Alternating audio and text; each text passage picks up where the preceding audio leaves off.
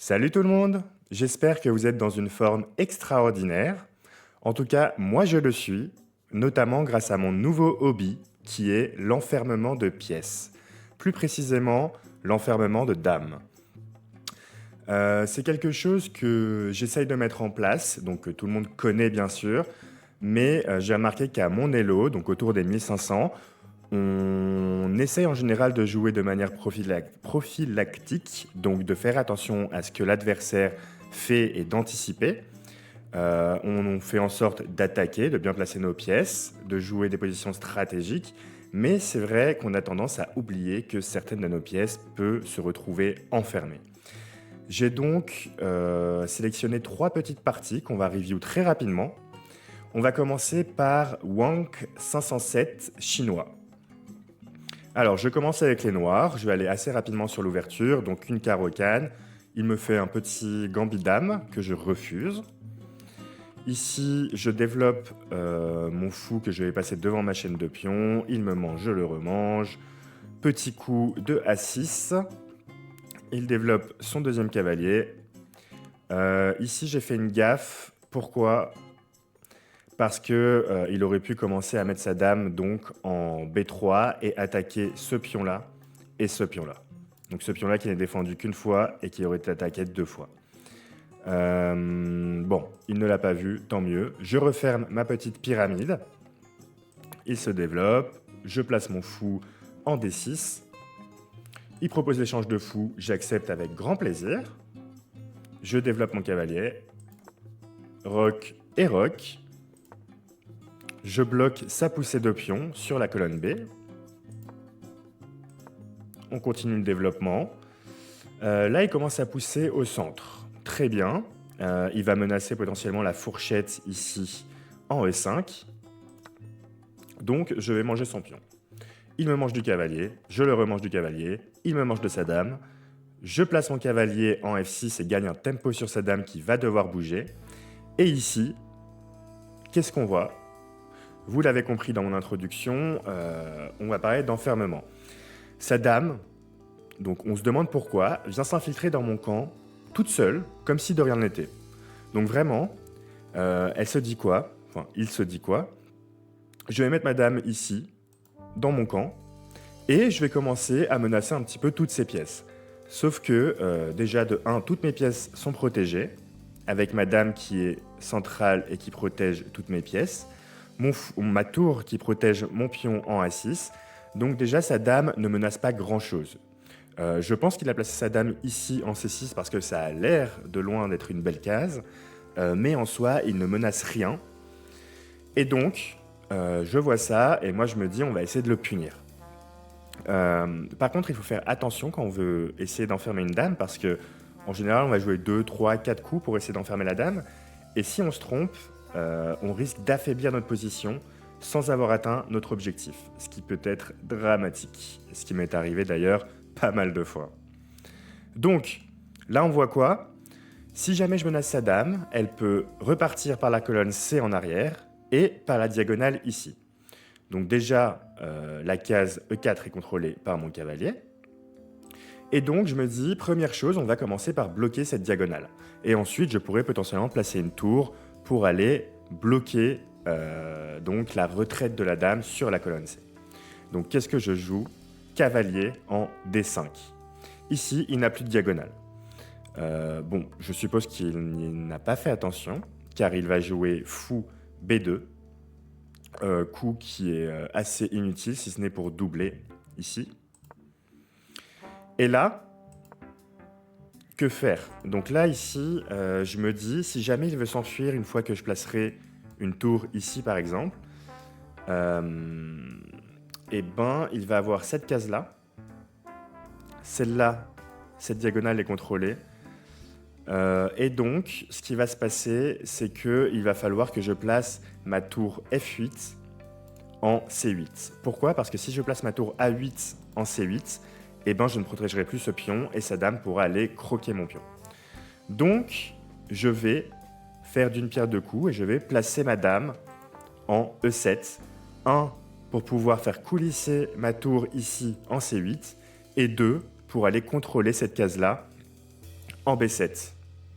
Et maintenant, on peut voir que toutes les cases dans mon camp sont contrôlées. Sa dame ne pourra passer par aucune de ces cases-là.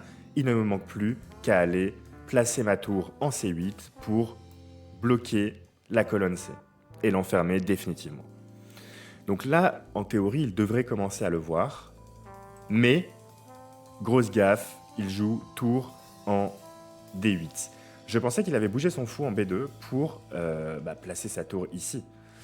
Mais ça n'aurait rien changé, il aurait quand même perdu sa dame. D'une manière ou d'une autre, enfin du moins je le pense. Et donc on va finir le plan et placer la tour en C8. Il me mange ma tour, je le remange et il clique sur le bouton abandon, ce qui fait toujours un grand plaisir. Voilà, donc première partie qui se termine assez rapidement. Je pense que mon adversaire réfléchira à 2 fois avant de vouloir m'attaquer avec sa dame seule dans mon camp, bien protégé par toutes mes pièces. On va enchaîner par la seconde partie. On va jouer ici contre Elferno 69, 1491 Elo, canadien. Ok, on commence par E4, standard, je développe mon cavalier en F3, il joue C6, on va attaquer le cavalier, il saute au clou lui-même, donc c'est parfait. Ici, petit coup de H3 pour bloquer le clouage potentiel du fou. Très bien, il se décloue. Je continue mon développement pour préparer la poussée D4. Ok, je recule mon fou pour aller le placer ici ou alors en B3 en fonction de ce qu'il va jouer. Petit roc, grand roc. Ici, je prends le centre. Donc là, il aurait pu venir manger mon pion. Maintenant, la barre est tout de même blanche, car même s'il vient manger mon pion et qu'il aura donc une avance matérielle d'un pion, j'ai beaucoup plus d'activité que lui. Les colonnes sont ouvertes et voilà, j'ai un avantage, tout simplement. Donc, il ne mange pas mon pion, erreur de sa part. Ici, je vais attaquer son cavalier. Je lui mange son cavalier, il me remange de la dame et je mange son fou. Et je mange son petit cavalier. Très bien. Ici, déjà, on peut voir que sa dame commence à ne plus avoir beaucoup de cases. Donc, on va continuer le développement pour l'instant. Je place ma tour en face de sa dame. Il place son fou ici en H6, on ne sait pas trop pourquoi. Je développe mon cavalier et rajoute une protection sur ce pion-là. Et là, il place son cavalier en E7. Donc là, il bloque ses cases de sortie pour la dame. Et sachant que c'est mon nouveau hobby et que je ne vis que pour ça désormais, je commence à remarquer qu'il ne peut pas sortir donc en E6, qu'il ne peut pas aller en F5. Et donc, il lui reste donc pas cette case qui est contrôlée par mon fou, ni cette case qui est contrôlée par mon pion, ni cette case qui est contrôlée par mon roi. Donc, il n'a déjà plus de cases. Il ne peut pas aller là non plus car c'est contrôlé par ma dame. Maintenant, qu'est-ce qu'on va essayer de faire ? Je vais placer mon fou en E3, qui est déjà une case naturelle pour mon fou, qui va menacer ce pion-là, mais aussi qui va me permettre potentiellement de jouer l'enfermement de dame avec D4. Parce que, comme on l'a repéré juste avant, il n'a aucune case, donc il me suffit juste maintenant d'aller attaquer sa dame. On va espérer qu'il ne le voit pas. Et vous l'aurez compris, il ne l'a pas vu. Donc je ne sais pas si vous, de votre côté, vous l'auriez vu. N'hésitez pas à me le dire en commentaire. Mais c'est vrai qu'en partie, même moi, à sa place, je pense que j'aurais pu me faire enfermer ma dame également. Et donc, on va jouer notre très joli coup D4. Et il va bouger sa dame ici. En F4, il ne me reste plus qu'à avancer mon pion. Et là, on peut voir qu'il n'a plus aucune case. Tout est contrôlé. Absolument tout. Et donc, il a cliqué ici sur abandon. Donc, ce qui me plaît beaucoup, c'est que en général, quand on enferme une pièce classique, donc un cavalier ou un fou, l'adversaire n'abandonne pas. Il se bat, il se bat, il se bat jusqu'au bout. N'abandonne jamais. Mais quand on enferme une dame, ça clique instantanément sur abandon. Et voilà, c'est mon petit péché mignon, c'est mon petit plaisir du moment. Donc voilà, une deuxième partie gagnée assez facilement grâce à des erreurs de la part de mon adversaire. On va enchaîner par la troisième partie. Je vais jouer donc contre Head Grandmaster, qui est... Alors ce drapeau c'est quoi? C'est philippin. Donc un philippin à 1530 Elo. Ici je suis repassé à 1560 Elo. Et donc, il va commencer par E4, je vais répondre par ma carocane, coup de développement standard, il recule son fou, je développe mon fou devant ma chaîne de pions. Développement, développement, développement. Alors ici déjà, je vais faire une grosse erreur. J'ai décidé de changer mon ouverture que je commence à connaître quand même très bien pour aller attaquer son fou. Donc là, grosse erreur. Pourquoi? Parce qu'il va me jouer fou A4, échec. Et ici, il y a un gros problème. Le gros problème, c'est que je ne peux pas jouer B6. Pourquoi? Parce qu'on va le faire. Si jamais je joue B6, il vient me manger, je le remange, il me mange du fou, et là, il y a échec et fourchette. Il va pouvoir manger ma tour au prochain coup. Donc, je n'ai pas joué B6, et là, directement, j'ai compris mon erreur. Je suis donc obligé de bouger mon roi, soit en F8, soit en E7, et je décide de le bouger en E7. Ok, bon, ça va, c'est pas dramatique. On n'a pas commis l'erreur de jouer cavalier en C6. Ici, il développe son pion et protège son cavalier, meilleur coup. Et là, j'ai décidé donc de contre-attaquer. Voilà, il faut savoir que cette partie, je l'ai jouée très tard le soir, ou plutôt très tôt le matin. J'avais du mal à dormir, et donc voilà, j'étais un petit peu foufou. Parce que voilà, j'avais un gros manque de sommeil, et je me suis dit, bon, de toute façon, on est monté à 1560 Elo, on va essayer de contre-attaquer, on s'en fiche de se protéger. Donc là, je fais échec, j'attaque son fou en même temps, mais bien sûr, vous l'avez vu, il y aura cavalier en C3 pour bloquer le tout et protéger son fou. Maintenant, c'est ce qu'il joue, et mon idée, c'est d'aller appuyer le clouage avec fou B4. Ici, il joue dame en H5 et menace le mat en F7. Est-ce que je vais le voir? Je l'ai vu. Maintenant, je n'ai pas du tout joué le bon coup. On va le voir. C'était pourtant pas très dur à trouver. Bon, là déjà, j'ai commencé par fou prend le cavalier, qui est sur échec, donc il ne peut pas aller me mater. Ici, il bouge son roi alors qu'il aurait pu tout simplement me reprendre du pion. Grosse erreur de sa part. Et là, grosse erreur de ma part, j'ai décidé de mettre mon fou en G6 pour attaquer sa dame. Le problème, c'est très simple, c'est qu'il aurait pu tout simplement me manger ici.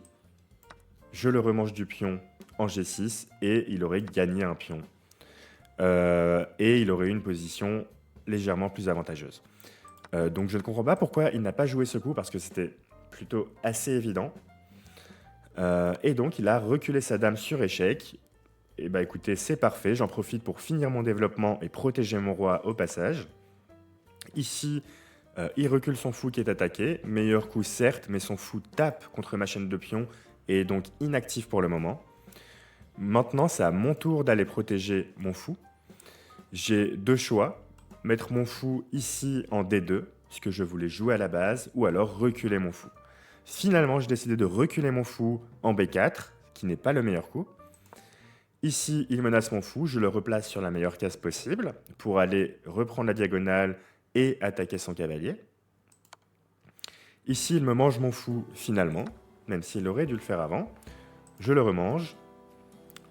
Il joue un coup de pion en F3 qui n'est vraiment pas très utile selon moi. Là, je décide d'aller attaquer sa dame et de bloquer la diagonale de son fou au passage. Donc sa dame qui ne pourra pas non plus aller en F4. Il la recule. Je me replace avec ma dame. Très bien, il bouge son roi. Là, je développe mon cavalier en C6 dans le but d'aller attaquer déjà une première fois ce pion en D4, qui pour l'instant est protégé par sa dame. Il avance son pion. Je recule ma dame et en profite pour rajouter une attaque sur son pion. Il défend son pion une seconde fois. Je décide de placer ma tour en C8 pour prendre la colonne semi-ouverte. Là, il joue un coup que je ne comprends pas trop. Et je ne comprends pas trop parce que oui, voilà, il aurait pu jouer en G4 qui aurait été beaucoup plus efficace. Ici, moi, je vais tout simplement préparer une double batterie. Donc batterie dame fou pour aller attaquer ce pion et aller essayer de le mater. Et la batterie tour dame pour aller attaquer ce pion potentiellement par la suite. Ici, il avance son roi et donc protège son pion, meilleur coup. Je place ma tour en face de sa dame et crée un vis-à-vis. Je place également ma tour tout simplement sur la deuxième colonne semi-ouverte. Et donc, toutes mes pièces sont à présent bien développées comme il faut. Et on va pouvoir s'amuser un petit peu. Il avance son pion. Je développe mon cavalier. Là, mon idée, c'est très simple. C'est que je vais menacer une troisième fois le pion, qui est attaqué 2 fois par mon fou, par ma dame et par mon cavalier.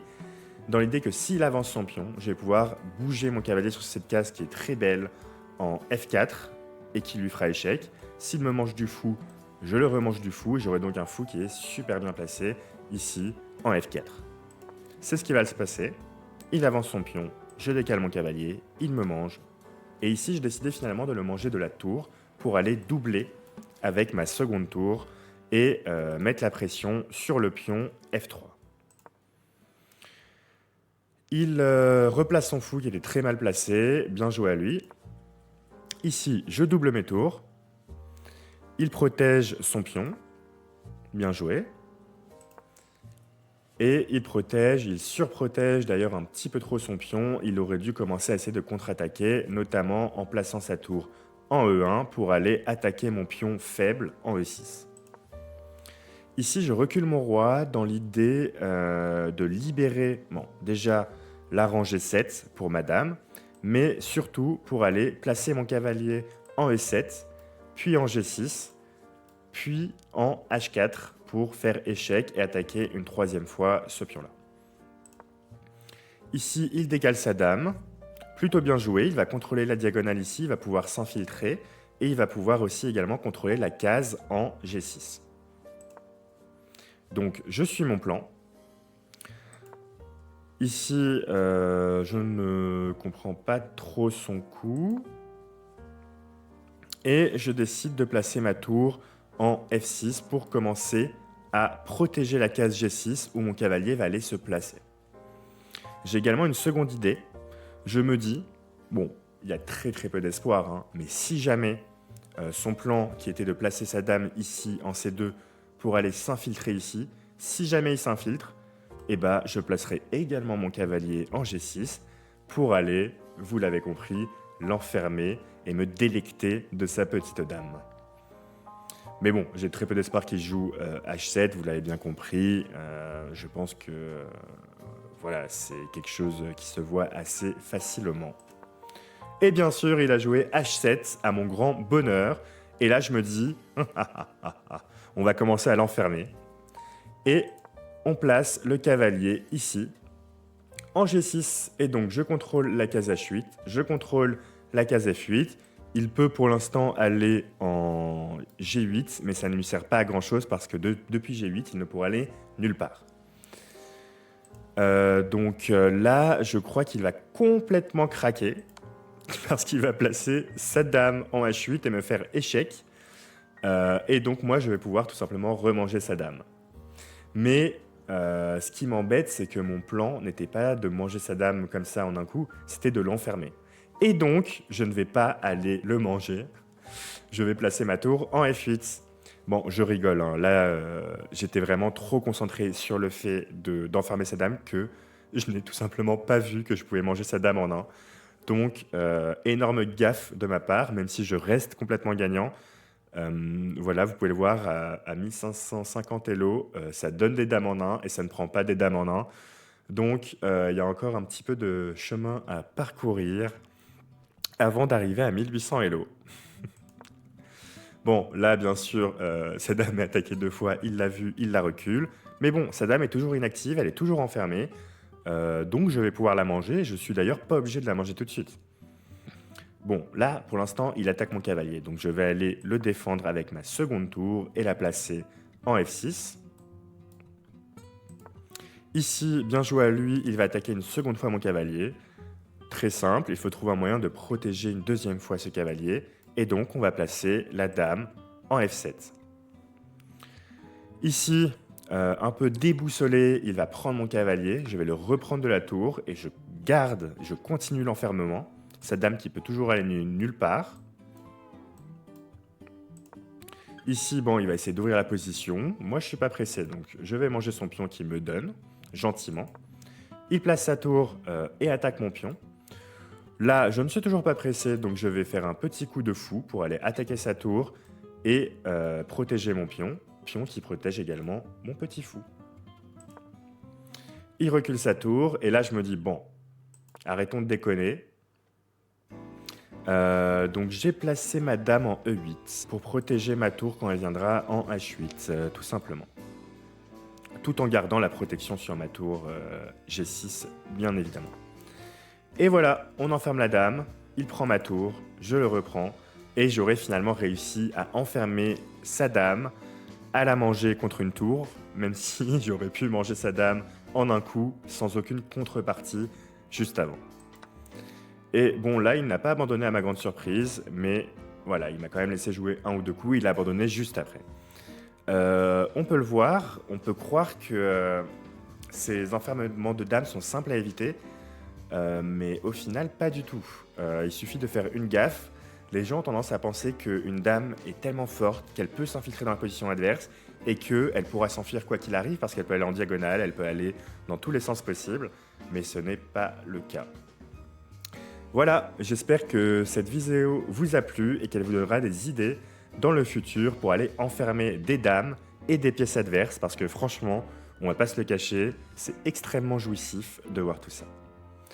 N'hésitez pas à me mettre un petit commentaire pour me dire si vous aussi ça fait partie de vos hobbies, si cette vidéo vous a plu et à lâcher un petit like pour le soutien. Merci beaucoup à tous et je vous dis à très bientôt. Ciao!